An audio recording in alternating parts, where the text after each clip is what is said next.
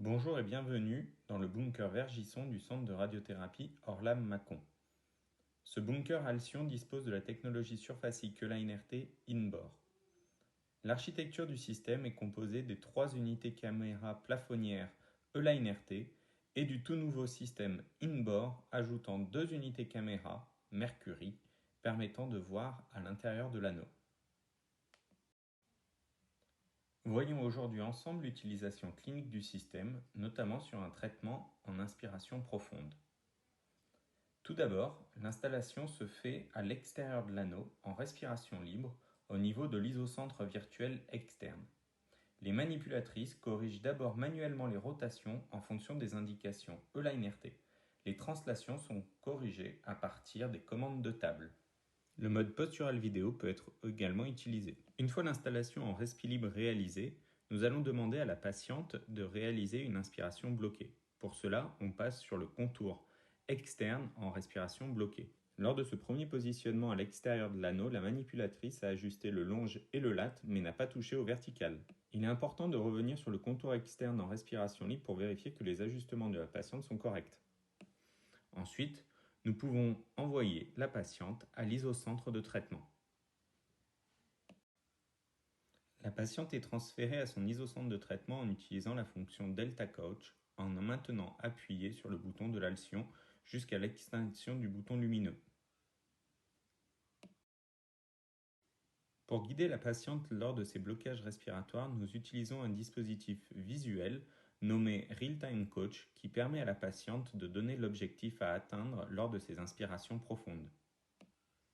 L'installation étant réalisée, le patient étant dans l'anneau, nous allons maintenant nous retrouver au pupitre et resimuler un blocage respiratoire en demandant à l'aide du microphone au patient de tenir sa respiration pendant au moins 15 secondes, le temps du CBCT. Lorsque le CBCT est en cours, nous vérifions que tous les écarts en temps réel nommés Real-Time Delta restent bien dans les tolérances pendant l'acquisition.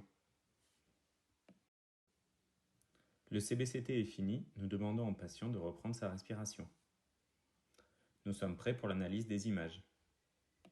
Les paramètres de vérification entre le CBCT et le scanner dosimétrique sont faits en prenant en compte la qualité de correspondance sur le sein et le PTV, sur les repères osseux tels que la colonne et le sternum, ainsi que sur les organes à risque comme le cœur et les coupoles pulmonaires.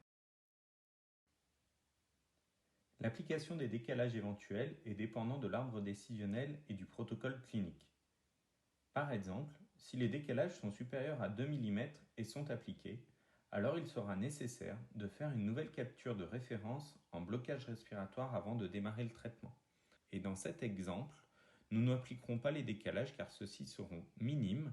Ainsi, nous continuerons à traiter le patient à partir de la correspondance sur le DICOM en respiration bloquée.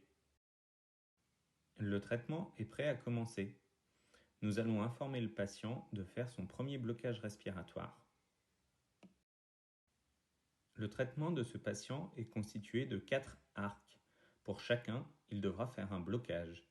Nous l'informons de démarrer le blocage à partir de la commande du microphone sur le pupitre central.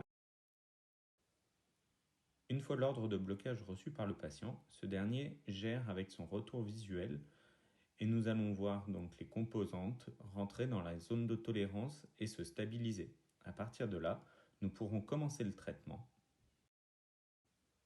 Le traitement démarre.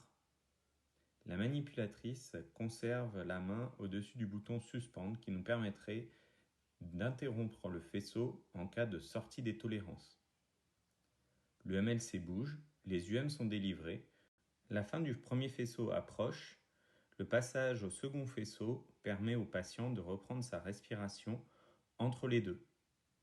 Nous voyons maintenant les tolérances sortir et le patient se retrouve donc maintenant en respi libre avant de reprendre une nouvelle inspiration profonde pour le second faisceau.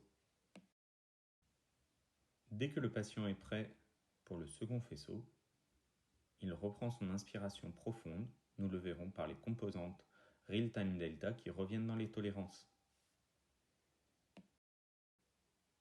Les faisceaux vont s'enchaîner au rythme du blocage respiratoire du patient.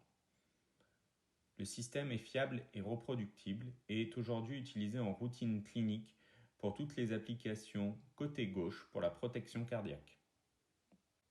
L'ensemble des bénéfices cliniques liés à l'usage de l'ANRT in-bore seront mis en avant dans une prochaine étude clinique bientôt disponible.